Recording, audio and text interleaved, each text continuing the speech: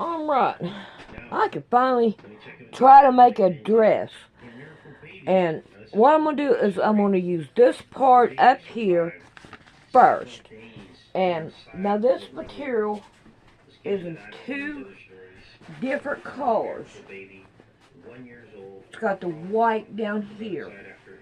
And I don't want the white, I just want this right here as the top.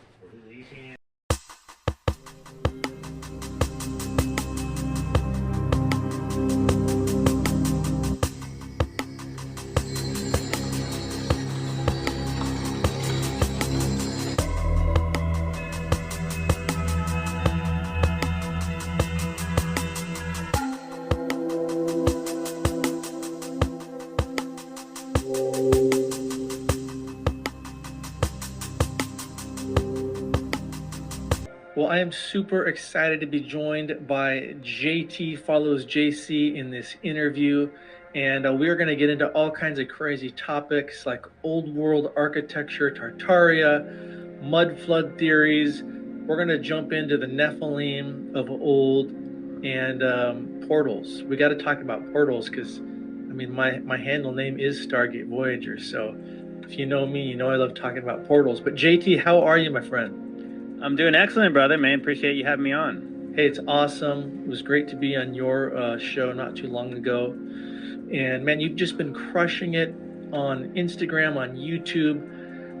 Everybody, pull out your phones and follow at JT Follows at JC if you like these interesting topics that we're going to get into.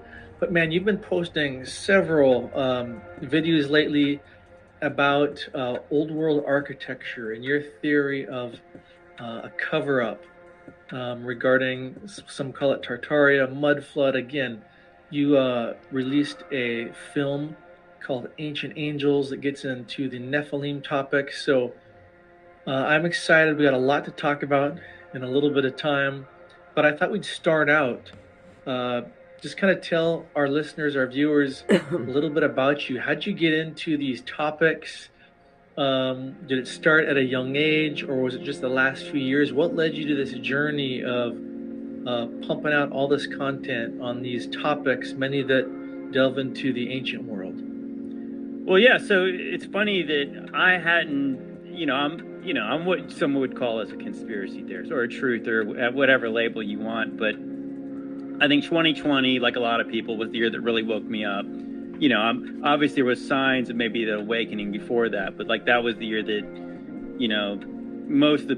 most people either they woke up around 9/11, 2001, or they woke up around somewhere around in 2020, and I'm the latter. And so when I did wake up, I started to notice all the kinds of craziness in the times and just weird stuff. And at one point I felt like compelled through my faith to like start talking a little bit on social media, just things that I felt like exposing truth and things like that. So I got a TikTok account. My brother encouraged me to get on there, and I thought, why would I ever do that? Like, that's for like 13-year-old girls dancing. But then he was sharing videos about like the Illuminati and all these conspiracies. I was like, oh, this is kind of interesting. And at one point I saw there was a weird statue in front of the UN. I don't know if you remember, this was a couple years ago. And it looked almost like straight out of the Book of Daniel. It was like a beast statue. It was like a lion or like a lion, tiger, leopard thing with wings. And everyone's like, oh, that's straight out of Daniel.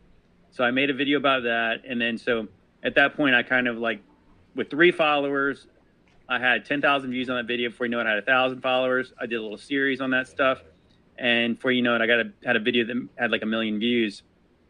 And then it was like, well, I guess I'm doing this. And at that point I was researching lots of things, and everything that I basically thought was interesting, I started to make a video about it. And basically, yeah, so like you go down the rabbit hole, and then I haven't got out of the rabbit hole since then. So it's been about 3 years ago. And before you know it, like we were talking off air about like, it's like your own curiosity kind of leads you in certain places, and like I had no idea I was getting to old world stuff. But the fascinating part is, before I woke up, maybe the first conspiracy I was really kind of interested in was like ancient aliens. Like as a Christian guy, I didn't really believe the alien stuff. but it was the megaliths. So obviously that's one of the reasons I liked your content. I was like, anything about megaliths is just like, this is so weird. It's so weird that we were never told about any of this stuff. And a lot of people knew about like the Great Pyramids, the Giza Plateau, or at least we've seen pictures of it, but we still don't even know how impressive it is until you see shows that are detailing like how many stones, how big they are, and all. And then that kind of mystery really was like, wow. And then like guys like you, you find out it's all around the whole world, and you're like, wait a minute, now this is really weird. Like all these pyramids everywhere. We're only told about Egypt and then maybe Mexico, but then there's like, you find evidence of this stuff everywhere. And I think at that point I was like, wow, like, so the mainstream, like, explanation for this stuff doesn't make sense to me. So then that was the first part. I was like, well, I don't believe that. And then you get to like 2020 and you're like, well, I don't believe anything they say now. So then you go research these topics on your own. And as a Christian guy, I wanted a Christian explanation for the pyramids, because I do think that's important. I think it's important that like if certain people are dating these things back 26,000 years and things that seem contradictory to the Bible, I would want some answers. If people are saying aliens did it, like what is the Christian to do with that? Until I said I discovered Genesis 6, if these ancient people were talking about gods and giants, well, Genesis 6 talks about gods and giants. It talks about the sons of God. It talks about the Nephilim, the heroes of old, the men of renown. And then you go into the book of Enoch. They talk about the Watchers teaching men technology. Okay, so is that possibly the technology that could create things we can't explain? I think it makes a lot of sense. And then you get to today, and I said, it's funny how like the same curiosity has got me to this old world stuff, where you're like, wait a minute, so we're busy looking at things that are, potentially thousands of years old, maybe almost 10,000 years old. But what about these things that are in almost every town in America? And you're like, that's really weird. They don't build them like that anymore. And you start asking questions about that stuff. And I think that's like when you get into like the mud flood, Tartaria, everyone, like that's kind of a catch-all phrase for it. But yeah, like are certain buildings evidence of a cover-up? Very interesting. So it sounds like your brother gets some of the credit for kind of bringing you down the rabbit hole. Are you and your brother still pretty close? Yeah, we are. It's funny because, like, how it goes. It's like we're both passionate about the things we believe in. It's like we don't agree about everything anymore. But I remember when he was first exposing me to certain conspiracies, and I was like, no way. Because, of course, I was, like, asleep then. I was still pursuing, like, all the things that they tell you to want in this world. And I just thought, like, that doesn't fit in with what I'm doing. Like, I don't need... it's kind of like that, yeah, people don't want to know certain conspiracies. And then once you kind of realize, like, you start accepting them, yeah, but he definitely was kind of showing me the symbolism and things. And I started to understand, like, that whole, like, what Manly P. Hall, the famous Freemason, was saying, that symbols are the language of the mysteries. And it's kind of like that when you start to understand the symbolism, you start to understand the language of the people from not just today, but thousands of years ago. And, like, there's this code, and it is almost like the Matrix, when like Neo, when he finally can see, he's like, he literally can see the zeros and the ones and all. You're like, okay, now I see past what they want you to see. And I guess a lot of times I don't have answers. I think I'm one of these people. I'd like to say that I'm curious, and I try to be intellectually honest, where I say, I don't have, I'm not going to be able to answer everyone's questions, but I'll just have more questions, like. Right. Or I'll be skeptical of answers. You're a critical thinker. Well, your brother's probably got to be pretty impressed, man, with where you've grown your platform now. And so then it sounds like 2020 really awakened you and awakened so many around the world. And some of what you shared reminds me of, I guess, my first awakening to ancient history back in like 2012. And I've shared this when asked, how did you go down the rabbit hole with history? I'll never forget that one day, again around 2012, I was always into ancient history, always intrigued, like you, always knew there was probably more. But I remember sitting there doing a search for ancient architecture, all these images pop up, and there is a wall of Sacsayhuaman in Peru. Mm-hmm. And I remember zooming into the screen going, what am I looking at? And I'm thinking immediately, how have I never seen this before in my life? What is going on? This is so superior to any Inca, all the Inca stuff I'd seen, right? Mm-hmm. And again, that led me down deeper and deeper into realizing there was, I believe, a far older civilization that built this. And then you learn that the mainstream says, no, the Inca built it. And then you ask the $1 million question, well, why are they telling us that? So you do this awakening, you start these channels, social media, and it sounds like you're on TikTok, YouTube, Instagram, Facebook, all the places, right? Yeah, pretty much. I got a Rumble channel too. Like I've tried to diversify. I think I started making podcasts. So like I'm on Spotify and Apple Podcasts. But like, the best place to see some of the stuff that I'm talking about. Like I was telling you before, I started with making very short videos, and now I've started to make. After we made Ancient Angels, we started to make more podcasts and long form stuff, and then so then the reels are kind of a byproduct, unless it's something that's super hot and it's like you just grab my phone in my car and just start talking about it and just make a quick reel. But yeah, typically I want to talk more about it because like the reels are supposed to get people curious about the things that you're talking about, right? Well, as a content creator, you find out real fast how much time editing takes, right? Right, for sure. The magical word is, how can I repurpose what I've already done in short form? Because it's crazy. Again, if you have even a slight perfectionist mindset like I do, how long a stinking 1-minute video can take to create when you add music, edit out all the ahs and ums, add the captions, add your overlays. Dude, it can take an hour plus.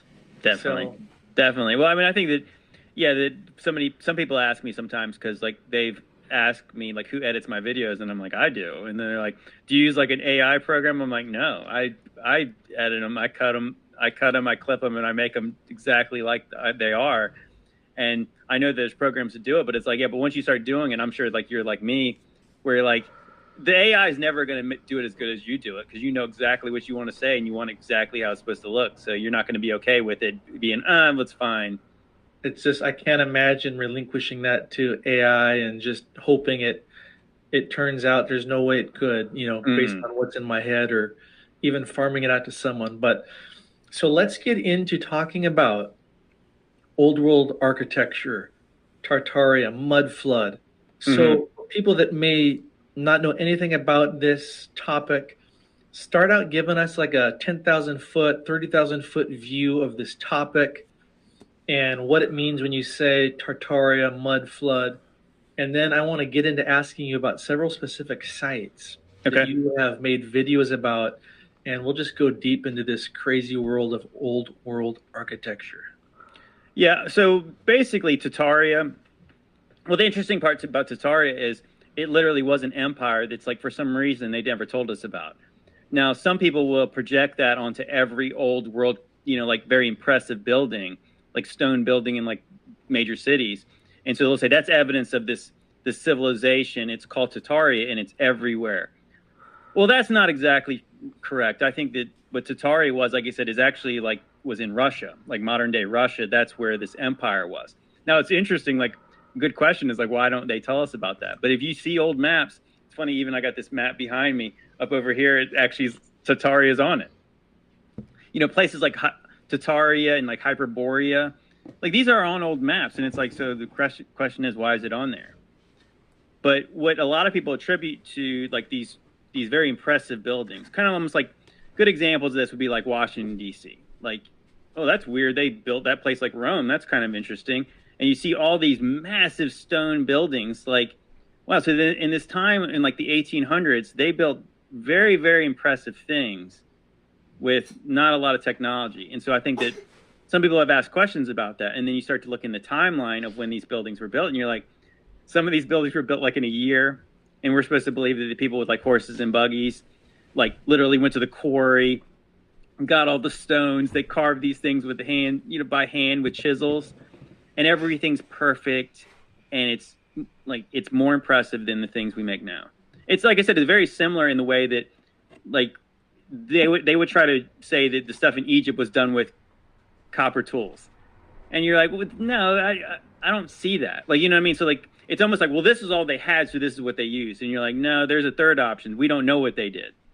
And I think in the same way that we ask questions about this, where like the timeline makes no sense of when some of these buildings were done. So, and there's evidence that very similar architecture, very in the same kind of way that you could say there's pyramids all over the place. That speaks to a worldwide civilization, you know, a connectivity that we weren't told about. I mean, that's what makes sense to most. And in the same way, there's buildings that what you would consider maybe old world, or maybe even some people would say they're colonial style. And they're in places like Japan and China and India, and places they don't really belong. Like we have in our minds a certain type of architecture that's in these places, but no, that literally this kind of like Roman-esque Greek style is everywhere in the whole world.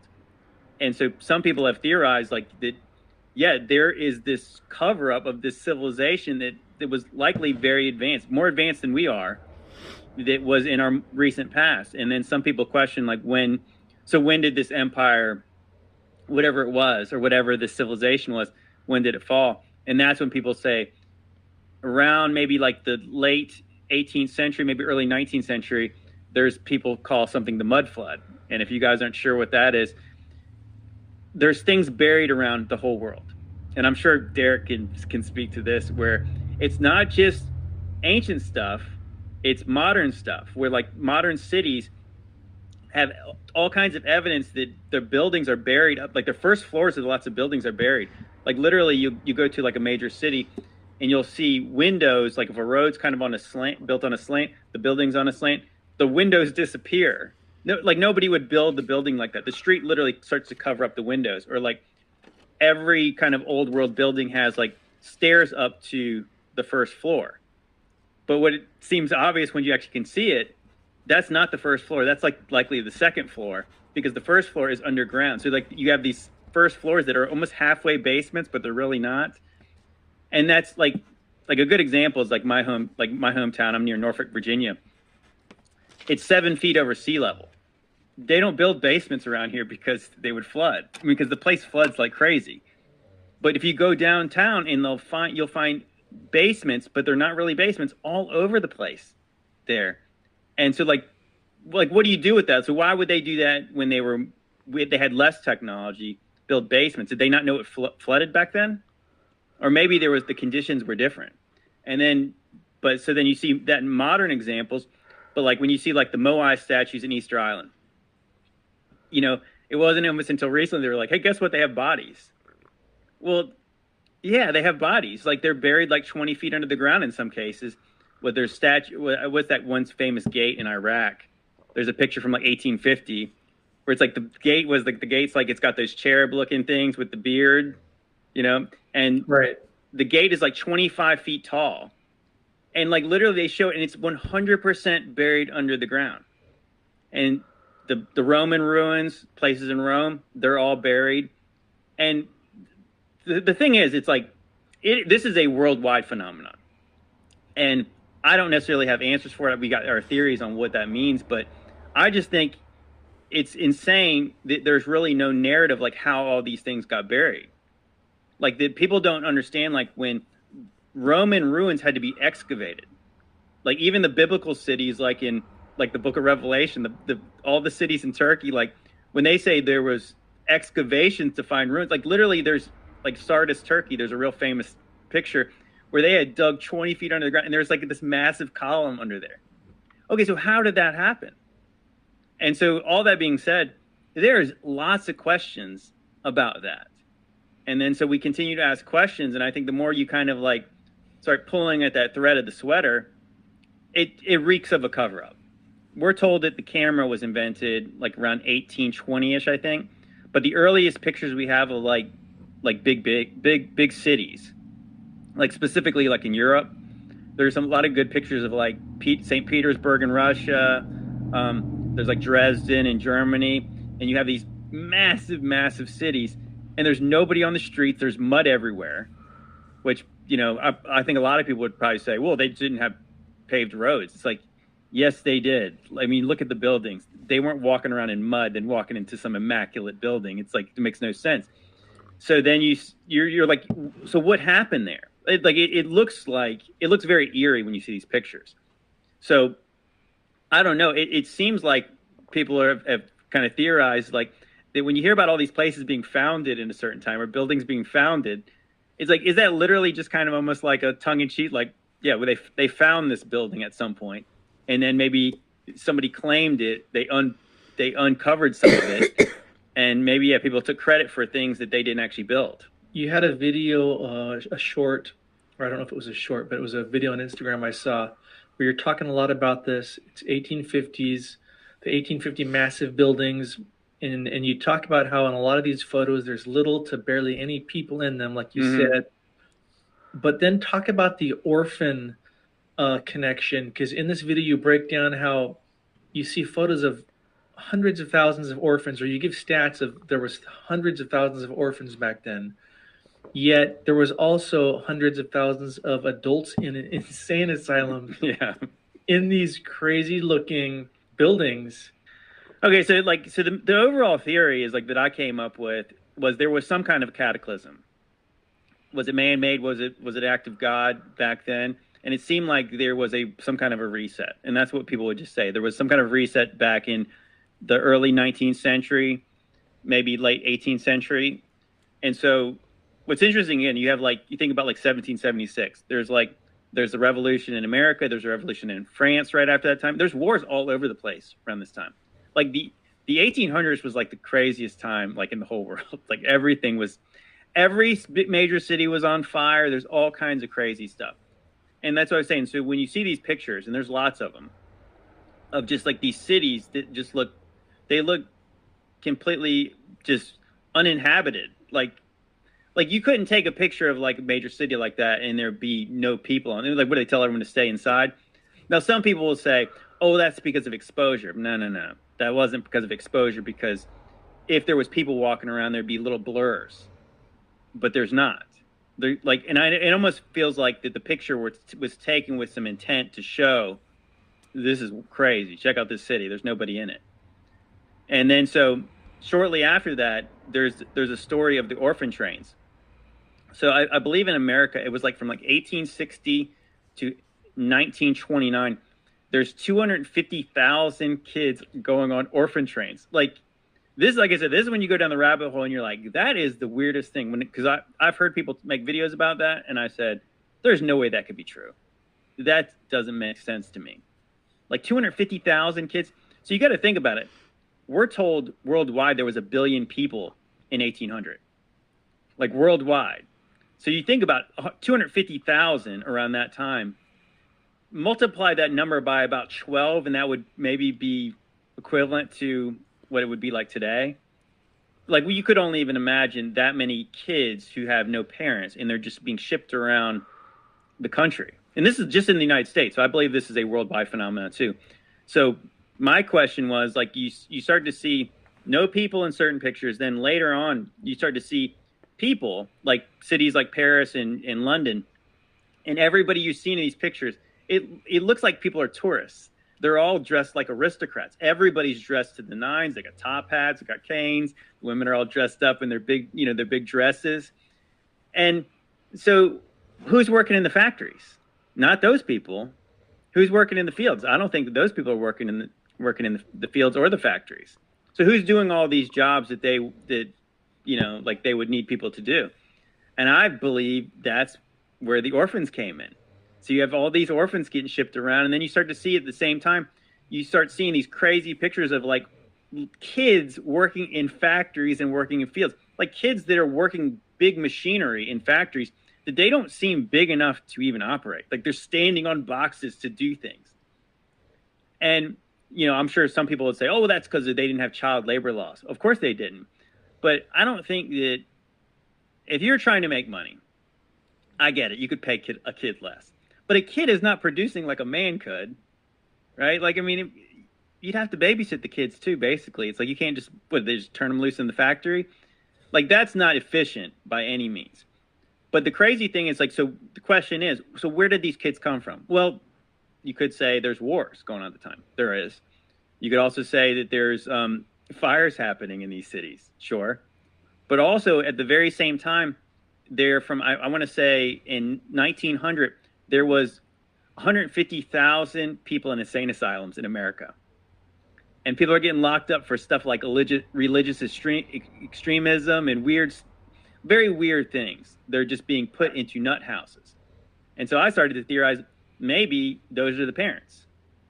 Those kids were taken away from these parents and they were put into, basically the workforce. And I believe those kids are the first ones who are basically getting taught, like in the modern school system, and they were getting taught a false history. And they're not allowed to talk about what happened before. And I think maybe the people who did talk about what happened before, maybe those are the people in the nut houses who got their kids taken away. So they can't actually tell you what actually happened. And I'm sure you know, Derek, that when you start to try to find old books, it's not easy to find old books, like books before 1850. And when you do find them, there's weird stuff in them. Like there's lots of weird anomalies that we're not taught about. And I think that, again, it reeks of a cover up. There's also evidence in like these fairs, like, well, you have the World Fairs. Before you get into that, like places like Coney Island, they have these weird exhibits with like incubator babies. And it's like, what is going on? Like, you have like the ads for like Cabbage Patch Kids and stuff like that. And you're like, I don't know what to do with this. It seems like if you don't look into it, you would say there's no merit to any of it, but there is. Like, there was a weird time happening, and the real question is why. We're not really taught why. Like, if you see like a famous old picture of like St. Petersburg, it's as big as it is today. Like these cities, these major cities all around the world, when you see early pictures of them, they're as big as they are today. And so these places don't look like they're on the rise. They just look like they've got tons of infrastructure there that are built for cities that could have millions of people in them. But there's obviously not millions of people, or at least I don't believe that there was. And so the buildings were repurposed later to do other things. That's why it's funny, like we were saying, that you have in America back in those days, there was thousands of orphanages. Like there's like the orphanages as we knew it then don't exist. Obviously, we know that there's ways for kids to be adopted and stuff like that, but that's not like wholesale orphanages where these places literally look like castles in America. Same thing where you have insane asylums that look like castles. Then you even have prisons that look like castles all around the country. And so just knowing like how things are now, why don't we build things that look like castles anymore? We don't. And it's like the idea that we ever did, like you would ever build a castle and then decide to turn it into a prison or an insane asylum. Again, so we don't really have insane asylums anymore. They don't exist anymore. Orphanages like those don't exist anymore. I had never really thought about it, but you got my brain spinning there thinking about the insane asylums and how, today, I mean, obviously there's, mental disorders are real and, it's all over, but we don't see insane asylums today like you were showing in these photographs and the stats that you shared. Again, from the 1800s, didn't you say it was hundreds of thousands of people, if that's accurate, in these insane asylums? It was in the year 1900. There was 150,000 people in insane asylums in America, and now there's zero. So like that seems, you know what I mean? Like that seems like a big, like if we went from that to that. I mean, that seems like pretty drastic. It's funny too when you think about the way things supposedly used to be. The way we're taught things were. You would have thought back then, this is the beginning of America, right? The land of the free. Well, I mean, when would we ever just allow people just to be locked up because they were religious extremists and stuff like that? It's like, I thought that was part of the First Amendment. Like, you get a court to sign off and this person's crazy enough to take all their rights away? Like, that seems like that seems kind of messed up. And you just, like, we're taught a certain way about how this place grew. But when you actually, like I said, when you actually start to examine some of it, it really just makes no sense. Again, like that, you think about a lot of these buildings are like public buildings. But we're told that in this country, they threw tea in a harbor because they didn't want to pay taxes anymore. But then who funded all these public buildings that are all over the place? You know, like a lot of these buildings were created before there was like income tax and stuff like that in these places. So who, Right. like, you know, who was investing all the time and the money into building a very elaborate, detailed, beautiful building, and in order to take people, to take their rights away and shove them into these places, not criminals, people they deemed insane. By who? Yeah, so it sounds like you're saying they weren't in the insane asylums necessarily because of mental disorders or drugs or whatever. It might have been a more nefarious system of lawfare that was just condemning these people to their fate, right? Well, yeah, possibly. The question is like, so some people would ask, like, how could some of these things that I'm saying, how could they be true without people saying it? Well, that's a pretty good reason that you could do it. It's like, you imagine if, you know, you think